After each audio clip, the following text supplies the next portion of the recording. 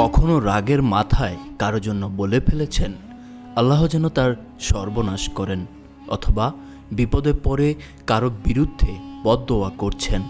ইসলামের দৃষ্টিতে বিষয়টি কিন্তু এতটা সহজ নয়, কারণ রাসূল সাল্লাল্লাহু আলাইহি ওয়াসাল্লাম বিভিন্ন পরিস্থিতিতে বদদোয়া থেকে সতর্ক করেছেন। বিশেষ করে এমন কিছু সময় ও বিষয় রয়েছে যেখানে একজন মুমিনের মুখ থেকে বদদোয়া বের হওয়া একেবারেই কাম্য নয়।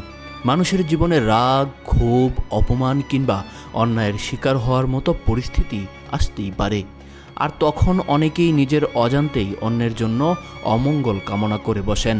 কিন্তু ইসলামে মানুষকে শুধু প্রতিশোধের চিন্তা করতে শেখায় না, বরং ধৈর্য, সংযম এবং আল্লাহর উপর ভরসা রাখার শিক্ষা দেন। হাদিসের বর্ণনায় এসেছে, বদদোয়ার ব্যাপারে রাসূল সাল্লাল্লাহু আলাইহি ওয়াসাল্লাম সতর্ক করেছেন। এমনকি দোয়া কবুল হওয়ার বিশেষ মুহূর্তেও অন্যের জন্য বদদোয়া করা থেকে বিরত থাকতে বলা হয়েছে। এখানেই রয়েছে একটি গুরুত্বপূর্ণ শিক্ষা। আমরা অনেক সময় মনে করি কারো উপর রাগ করলে তার ক্ষতি কামনা করাই যেন ন্যায্য প্রতিশোধ, কিন্তু একজন মুসলমানের জন্য নিজের জিহ্বাকে নিয়ন্ত্রণ করারও ইবাদতের অংশ।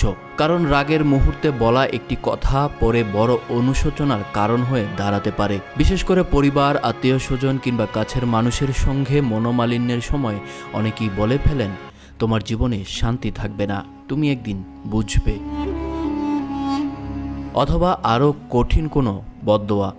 কিন্তু ইসলাম এমন কোনো আচরণকে উৎসাহিত করে না, বরং অন্যায় হলে আল্লাহর কাছে বিচার চাওয়া, নিজের জন্য কল্যাণের দোয়া করা আরেকটি বিষয়ও গুরুত্বপূর্ণ।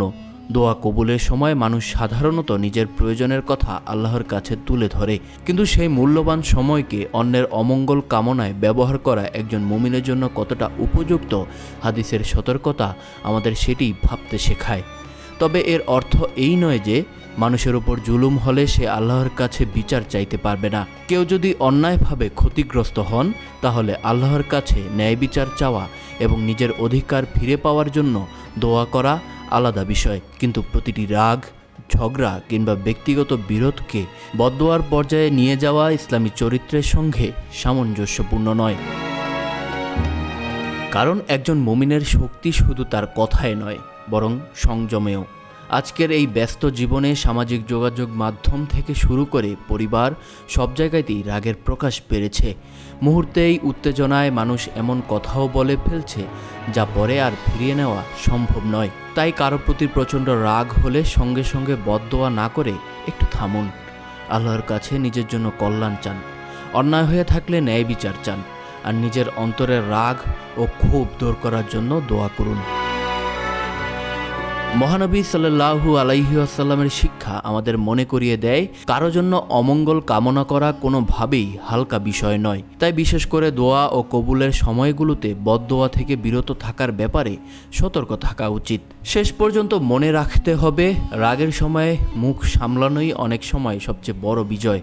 কারণ বদদোয়া নয়, একজন প্রকৃত মুমিনের পরিচয় হলো ধৈর্য, সংযম এবং আল্লাহর উপর পূর্ণ ভরসা।